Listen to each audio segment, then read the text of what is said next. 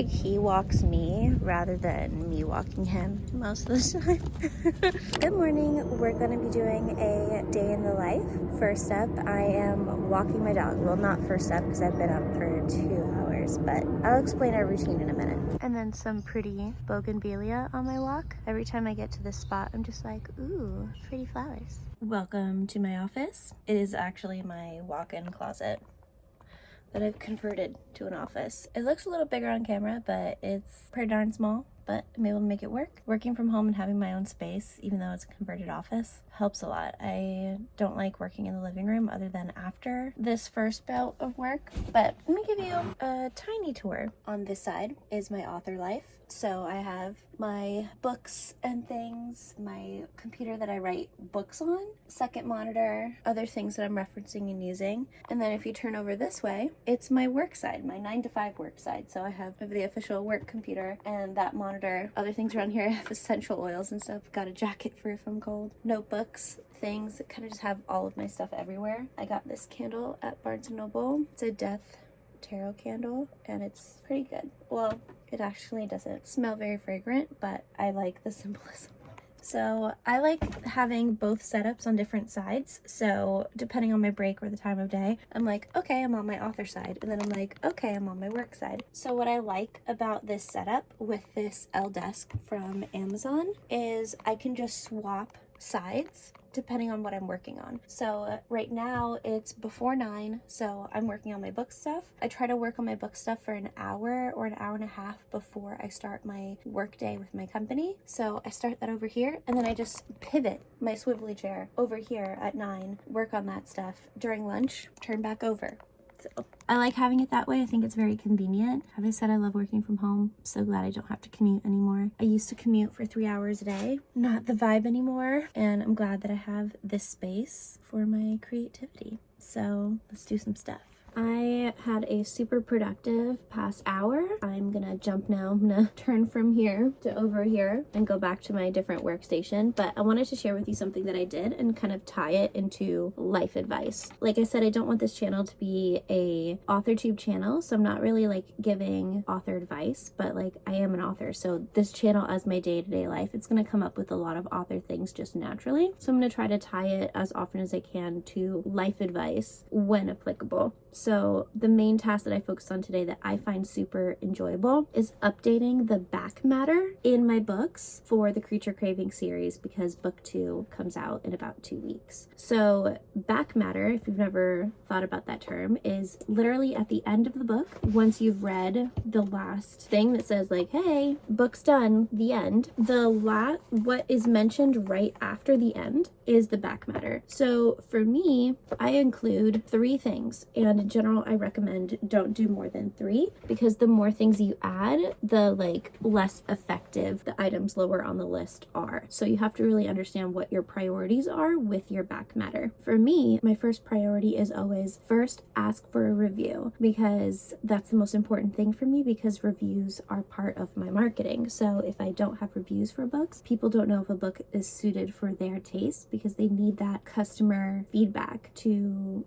guide their decisions. So the first thing is I always ask for a review. Then the second most important thing for me is to ask them to buy the next book. The third thing is to invite them to my Patreon community. So it all kind of ties into a sales goal because like reviews help encourage sales for the current book that person just finished. So it gives them like a proof of like this is valuable. Secondly, just hey, I would like to have longer customer value with you. So please buy the next book. I want to continue to basically work with you. And then third, getting people into a recurring subscription with me. I give them more value in the world and then I get more return on, I hate thinking about it in terms of like marketing and metrics, but like that's, you know, this is a business, but I get more return value, return investment, return on customer acquisition, I guess you could say, because I got this person in once and I'm encouraging them to continue on with me, and then you get more money per person, and selling series and longer term customer value is really helpful in indie authorship and just authorship in general. So how does that relate to life?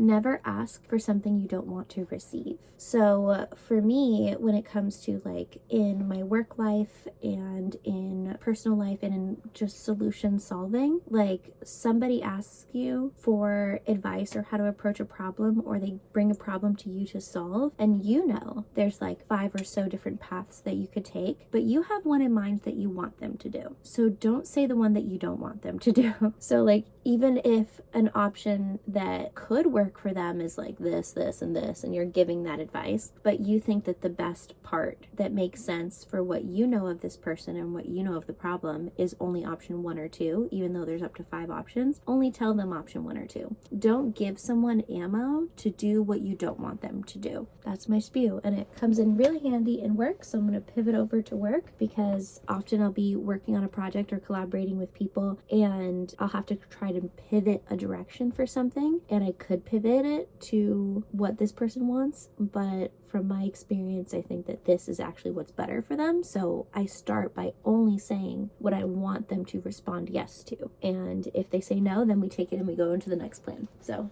anyway, give people the yeses that you want them to say back. That is the life advice. And in my books, it's to leave a review and continue on with me.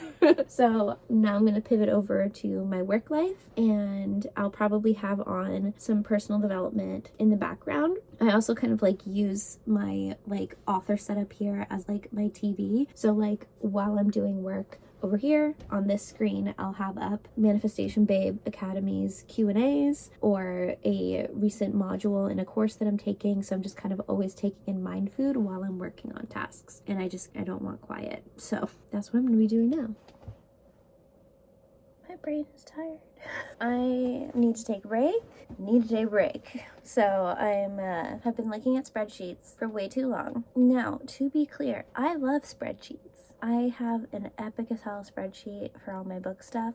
Love it to pieces. Spreadsheets for other things hurts my head after a while. So it's about to be lunchtime, so I'm going to take a break and pack up a signed book that I need to take to deliver. So during this break, I'm going to do something totally different and focus on getting a signed copy out to a reader who ordered it. I was sick the past 2 weeks, so I wanted to make sure that I completely got over everything before sending out the signed book and made sure that everything was safe and good. So I'm going to send that out, and I'm also going to be recycling clothing to 4 Days. 4 Days is a company that I've used a whole bunch of times, and when I try to recycle my clothes instead of sending my clothes to the Goodwill, because honestly the Goodwill has enough clothes and they throw away a lot of clothes because they're getting in so much volume. So what I like to do is send the clothes in my closet that I'm not going to use anymore to 4 Days using their give back. So they sell items that they can, and then they recycle responsibly other items that they cannot sell. So I trust them in that process. So I have 2 bags of clothes that we're gonna get rid of. So let me get started signing books and getting out my stock, because I love this process. I love sending books.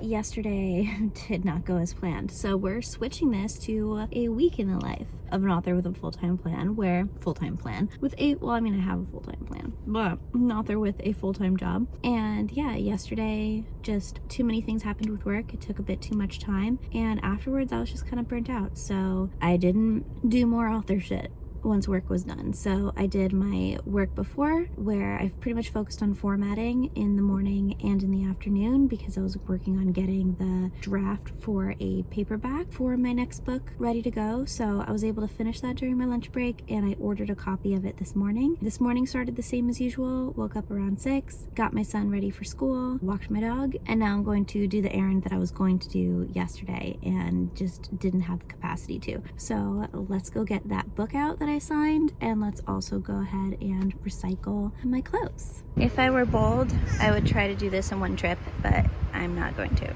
I got side-eye from an older woman for my outfit, so what do we think of it? Is it worthy? Is it worthy of side-eye? What do we think? I love the bubble hair. So this is from Tala. Yes, Tala. This I don't know. I don't remember. And this is Target.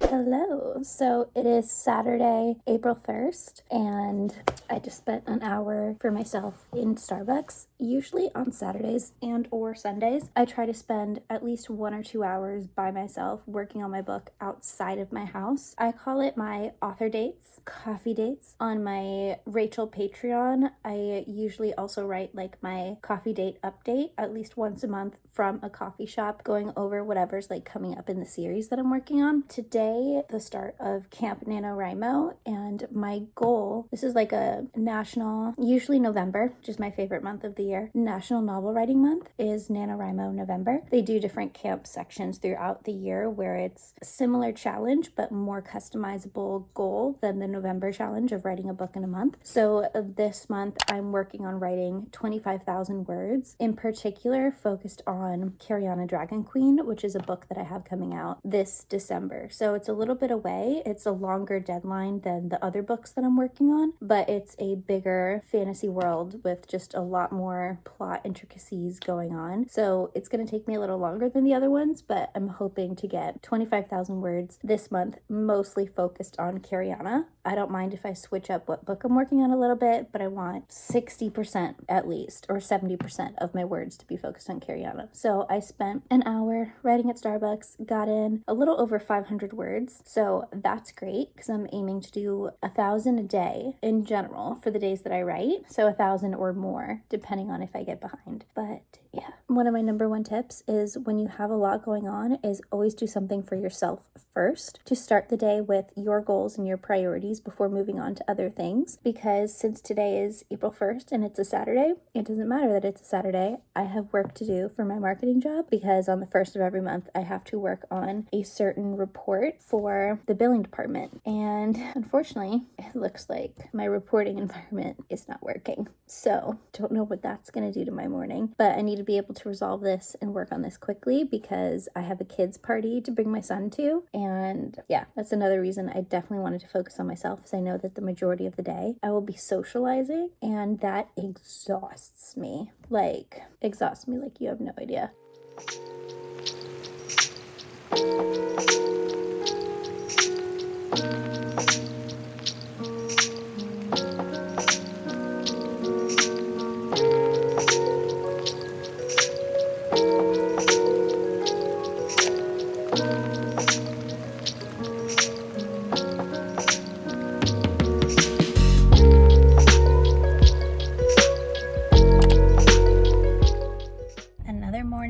Car. I'm running some errands this morning, so I started off dropping off my son at school like usual. I didn't go straight home today, and I instead worked in Starbucks for an hour. Now I'm gonna run an errand and then on to regular work day. Today's Monday. This weekend I wrote 1,200 words, so a little bit behind schedule because I want to do 1,000 a day, but not a big deal. A little behind, but not enough that it's a concern. And I got in my proof copy for my book. So the next book that's coming out, Blaze, under my Rachel name, is coming out in about 3 weeks. So I'm very excited about that. I think I'm gonna do a live video, I think this week, kind of just showing what the paperback looks like. I'm also getting the hardback around Thursday, so I might do it next Friday to show both versions of the book. And I also want to go live on my RK brand to show some of the behind the scenes of the special edition hardback. So I think I'm gonna do that later this week, but now let me go get this errand done, finish up my coffee, and then start work. I want to come up with a better name for my 9 to 5, because 9 to 5 is just kind of a boring name. I don't like calling it work because I consider my author brand also work, but it's more enjoyable work. So I want to come up with a fun name. I used to call it my muggle job writing for my marketing job. I used to call it my muggle job. I don't really like calling it that anymore because I'm kind of just moving away from using Harry Potter terminology. So trying to figure out what to call it. My mundane job. I mean, I'm not really part of the Mortal Instruments fandom, but I could be like my mundane life, but then that just sounds like I'm using the word mundane like boring. I don't know. I'm about to finish up my work for the day and then jump into author work instead. I'm also going to throw in a clip here on 3 videos that I recently created this week for marketing and reels. I just started tracking in my project tracker how often or how much time it takes me to create reels because I'm very curious at the end of the month how much marketing time I'm really attributing to my books, and most of my marketing is through reviews, different sales and sale redeeming sites, as well as reels, shorts, and TikToks. I try to cross post them whenever I possibly can. So these are 3 that I made this week, and they took me about 50 minutes between all 3 of them. So I'm curious to track that over time and share how I make that an easier process for me as a creator. So I am taking a work break and I just watched a vlog on YouTube and gonna get back onto work, but I wanted to like gab about a weird hobby of mine that I don't know if you guys will relate to. And it's funny because like me and my husband collect things, like we're just collectors of things that we enjoy, and his hobbies are a lot more about like TV shows and things like that. Like right now he's collecting some things for Doctor Who because we're really excited about the new season and everything coming back with the new companion, or new/old companion and new/old Doctor. If you know, you know. But the habit that I have is collecting different versions of books. Now, I'm not like a super huge, like, I must have this vintage first edition, blah, blah, blah. But like, occasionally, yeah, like, I just find that thing kind of interesting. And especially as me as an independent publisher, like, I love the amount of control that I have on my covers and being able to make those decisions for myself. When in traditional publishing, you don't really have a lot of say on what your cover looks like or when they change your cover. So there's an author that I follow. She also has a YouTube channel. I'll link it below. Jessie Elliott. Jessie, I have been friends with for a bit. Hey, Jessie, you're so cool. And now I have all versions of her first book, Twisted Fate, because she just did a re-release, which I understand because I just did a re-release, or I will be in April 25th is when the re-release comes out. And I just love the power of being able to make my own decisions. And I know that's something that we all have in common. So I'm going to gab about my collection of Jessie Elliott books because this is the first version of Twisted Fate. This was the cover rebrand of Twisted Fate. So those 2 very different, but then she decided to do a full re-release, changing the title of the book and also the content of the book. So this is how thick the book initially was, and she rewrote the book and the rest of the books in the series, and now it is this thick. Look at that chunky book.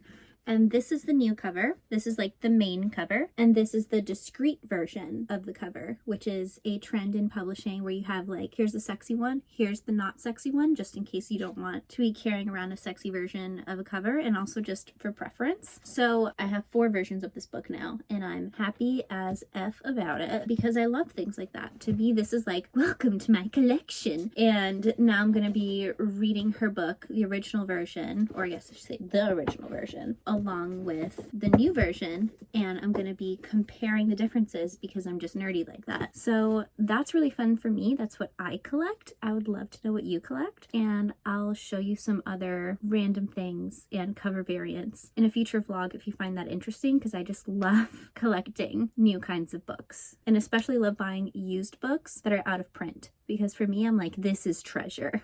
Anyway, I think we're about to close off this vlog probably in the next day or so. So we'll see what other interesting things come up. You know what I did.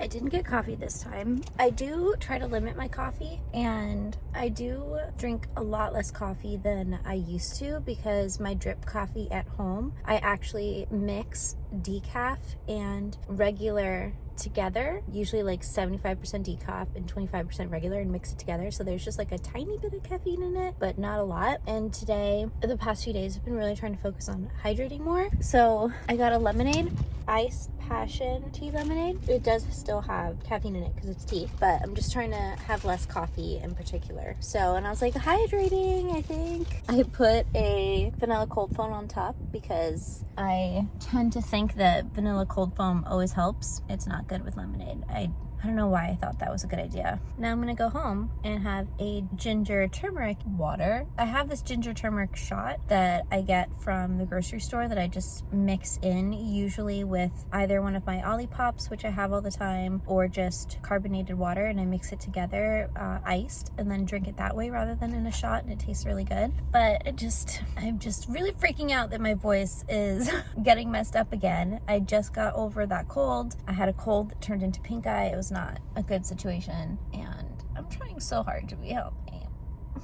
Been working out every week, usually like twice a week. I've been working out, walk my dog every day, trying to drink more water, been having a lot more vitamins, a lot less junk food. And I know it takes a while for all of these changes to build up. Been having a lot more fruit, just been having a lot less processed sugar and more real, like sugar from fruit rather than processed sugar, like just trying to swap those habits for fruit habits. And I know that this takes a long time to build up, and I have a child at home that is, you know, going to school, and we've gotten significantly more sick just from him being in school and bringing those germs back. So we're trying. So my husband's getting sick again. I have this throat thing, and I'm manifesting for it to go away and for me to have this super high vibe health all the time. That's what we're working towards now. I'm gonna go work on my book, get home, I'm gonna get home, then work on my book, then go to work. Hopefully finish things off a little earlier today because I need to keep working towards my deadline. So I think I'm gonna end the vlog here because it's gonna be a bit more of the same, just more time lapses of me at a computer. But thank you and welcome to a week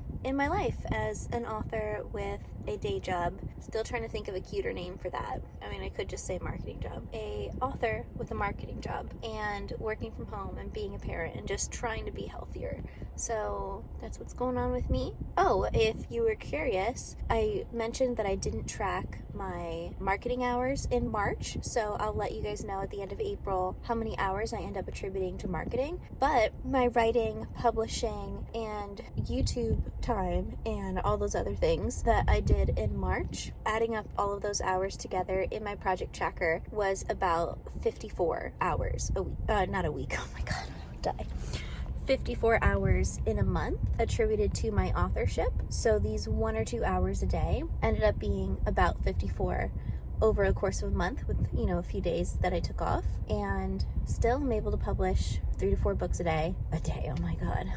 Keep like messing up my words. Still, even with only 54 hours a month, and then the month before that was about like 35, and the month before that I think was 40, so I've been tracking since January. Still, with just technically working 3 working weeks out of the whole year on full-time authorship things, I still am publishing 3 books a year.